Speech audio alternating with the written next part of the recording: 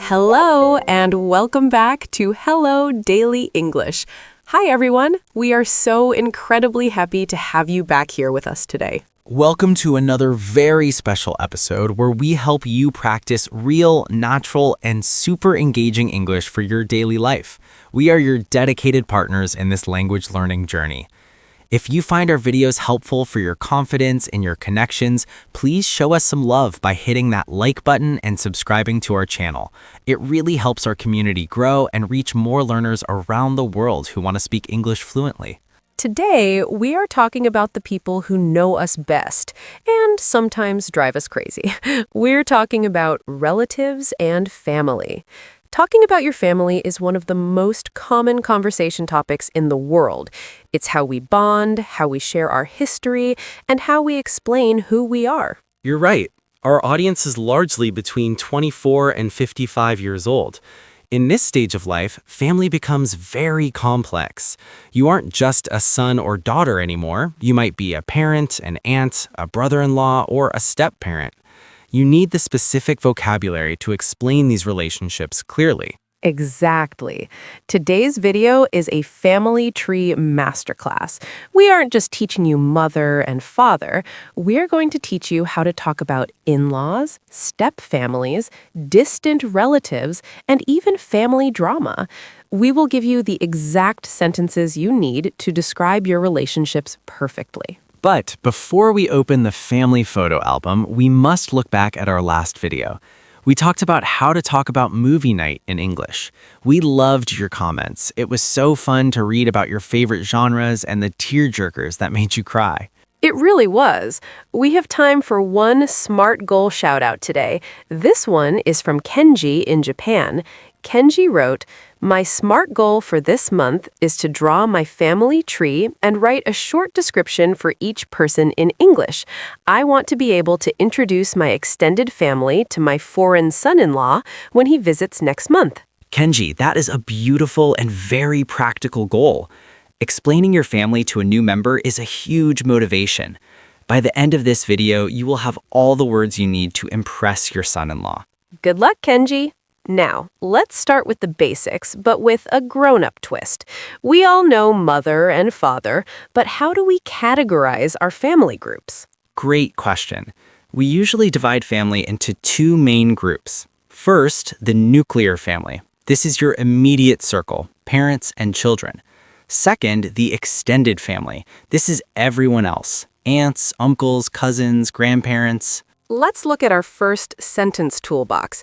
These are phrases to give a general overview of your family size. Repeat these after us to practice your rhythm. I come from a very big family. I have a rather small, close-knit family. There are 5 of us in my immediate family. I'm an only child, meaning I have no brothers or sisters. I'm the middle child, meaning I am the youngest sibling. We are a very tight-knit group. Tight-knit or close-knit is a lovely adjective. It means you are all very close emotionally and support each other, like the threads in a warm sweater.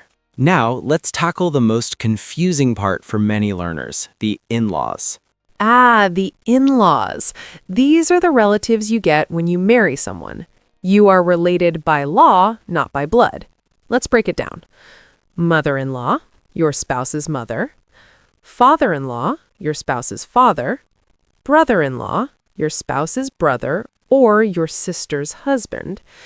Sister-in-law, your spouse's sister or your brother's wife. Daughter-in-law, your son's wife. Son-in-law, your daughter's husband. And here is a sentence tip. When you are talking about all of them together, you can just say, the in-laws. We are visiting the in-laws this weekend. My in-laws are coming to stay for Christmas. I get along really well with my mother-in-law. Get along with. That is a crucial phrasal verb. It means to have a good relationship. I don't get along with my brother-in-law very well. Now, let's talk about modern families. Families today come in all shapes and sizes. We need vocabulary for stepfamilies and blended families. A blended family is when 2 people get married and one or both of them already have children from a previous relationship. stepmother/stepfather, the new partner of your parent, stepson/stepdaughter, the child of your new partner, stepbrother/stepsister, the child of your step-parent, no blood relation to you, half-brother/half-sister, you share one biological parent, e.g., same mom, different dad. This is a very important distinction in English. A half-brother is related by blood. A stepbrother is related by marriage. Let's look at some sentences. I have 2 sisters and 1 half-brother. She is my stepmother, but she raised me like her own. We are a blended family. He is my partner's son from a previous marriage. You might also need the word adopted. My youngest sister is adopted. We are planning to adopt a child. Now, let's move to aunts, uncles, and cousins. This can get tricky with sides. Yes, we often specify if a relative is on the maternal side, mom's side, or the paternal side, dad's side. She's my maternal grandmother, mom's mom. He's my paternal uncle, dad's brother. This is my Aunt Sarah on my father's side. And what about cousins? First cousin, the child of your aunt or uncle. Usually we just say cousin. Second cousin, the child of your parent's cousin, a more distant relation. And then there are nieces and nephews. Niece, the daughter of your brother or sister. Nephew, the son of your brother or sister. I always remember it this way. Nephew has an N for not a girl, and niece has, well, it sounds like nice. Whatever helps you remember. Let's practice these in our first role play. We are going to imagine a situation where I'm introducing my partner to my family at a wedding. Wow, there are so many people here. I'm a bit nervous. Who is who? Don't worry, I'll guide you. Do you see that tall man over there? That's my paternal uncle, Robert. He's my dad's older brother. Okay, Uncle Robert. And who is the woman talking to him? That's his wife, so she's my aunt by marriage, Aunt Linda, and the 2 kids running around are my cousins, Tim and Sophie. Got it. And who is that elderly couple sitting near the cake? Oh, those are my maternal grandparents. You have to meet them. They're the heads of the family. And the woman in the red dress is my sister-in-law, Clara. She's married to my brother, David. Wait, I thought David was your stepbrother. He is, but we grew up together, so I just call him my brother. We are very close-knit. That's really nice. Okay, I think I'm ready to mingle. Let's go say hello to the in-laws. Did you catch that? I said aunt by marriage. This is a great way to be specific if you need to be. And you clarified the stepbrother versus brother situation. Many people drop the step part if they are close emotionally. Now let's talk about describing relationships. Not all families are perfect. We need words for the good times and the bad times. Let's look at our second sentence toolbox for relationship dynamics. Here are the positive ones first. We are extremely close. I really look up to my older brother. She's my favorite aunt. She always spoiled me. We get along famously. Family comes first for us. And now for the negative or complicated situations. We aren't on speaking terms right now. We are arguing and not talking. We've drifted apart over the years, slowly became less close. He's the black sheep of the family, the one who is different or makes trouble. We have a bit of a strained relationship, tense or difficult. I'm estranged from my father. No contact at all. Estranged is a serious word. It means the relationship has completely broken down and you live separate lives. And the black sheep. Every family has one. The rebel, the artist in a family of doctors, or the one who moved far away. Now, let's talk about resemblance. How do we say someone looks like their parents? She takes after her mother, looks or acts like her. He is the spitting image of his grandfather, looks exactly like him. It runs in the family, a trait shared by many family members. You can see the family resemblance. It runs in the family is very useful. Red hair runs in the family. A talent for music runs in the family. Bad eyesight runs in the family. Now, let's do a stop and practice. I'm going to describe a person, and I want you to shout out the relationship word. Ready? Question 1. She is the daughter of your brother. Who is she? She is your niece. Question 2. He is the husband of your sister. Who is he? He is your brother-in-law. Question 3. She is the new wife of your father, not your mom. Who is she? She is your stepmother. Question 4. He is your mother's father. Who is he?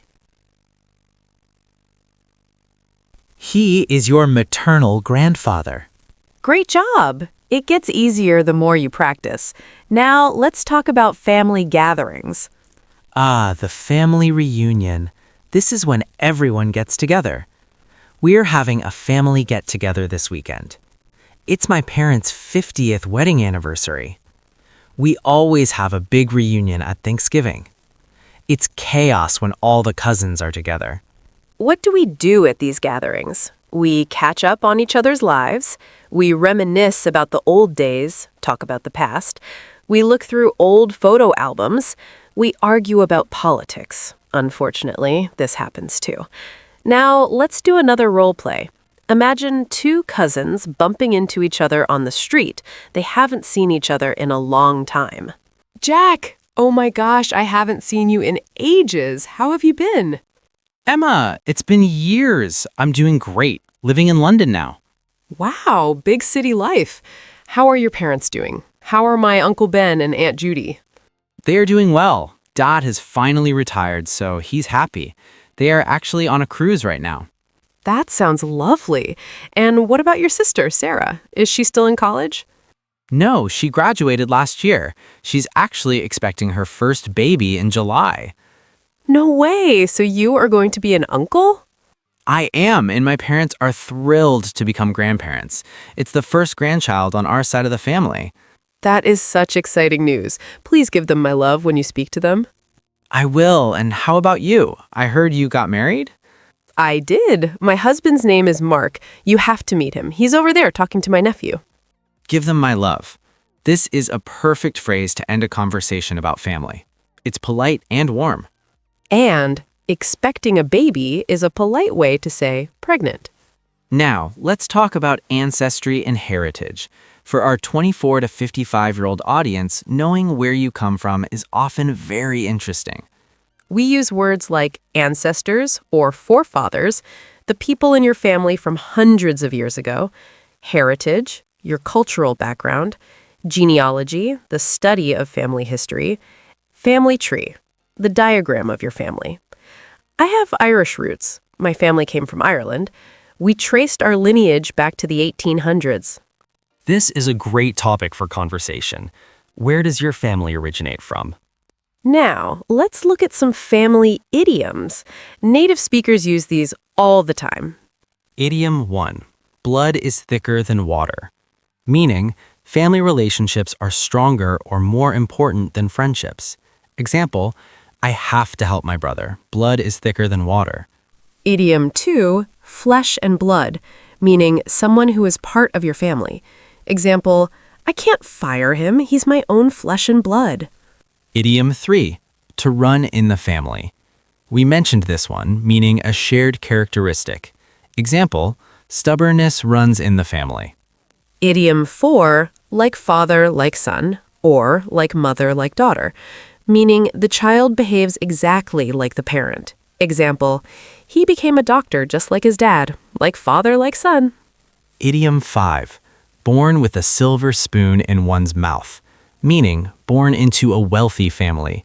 Example, she never had to work hard. She was born with a silver spoon in her mouth.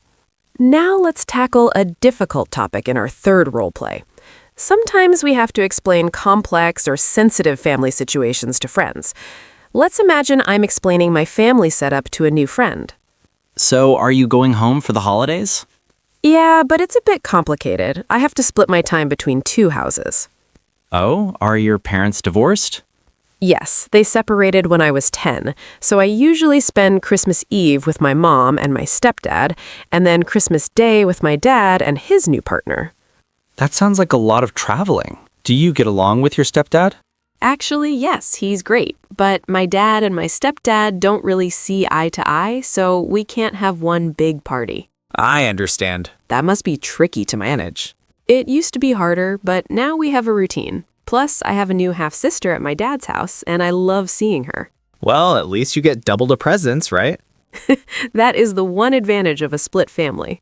Split family is a common phrase. You might hear broken home, but that can be a bit negative. Usually we just say, my parents are divorced, or I come from a split family. And see eye to eye means to agree. They don't see eye to eye means they disagree or don't like each other. Now let's talk about parenting vocabulary. For the parents in our audience, this is essential. To raise/to bring up. I was raised in the countryside. To spoil. Grandparents always spoil the kids with candy, give them too much. To ground. My son is grounded because he failed his exam, not allowed to go out. Strict/lenient. My dad was very strict, but my mom was lenient. And the different stages of childhood. Newborn, just born. Toddler, 1 to 3 years old, learning to walk. Preteen or tween, 10 to 12 years old. Teenager, 13 to 19 years old. Young adult, 20s. Now let's do our mini vocabulary review. Let's lock these words into your memory. Sibling. Repeat sibling. A formal word for brother or sister. Example, do you have any siblings? Spouse, spouse. A formal word for husband or wife. Example, employees and their spouses are invited to the party. In-laws, in-laws. The relatives of your husband or wife. Example, I'm spending the weekend with the in-laws.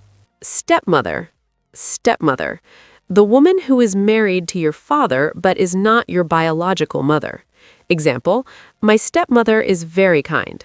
Half-brother, half-brother. A brother with whom you share only one parent. Example, we have the same mom but different dads, so he is my half-brother. Maternal, maternal. Related to the mother's side. Example, my maternal grandmother lives in Italy. Paternal, paternal. Related to the father's side.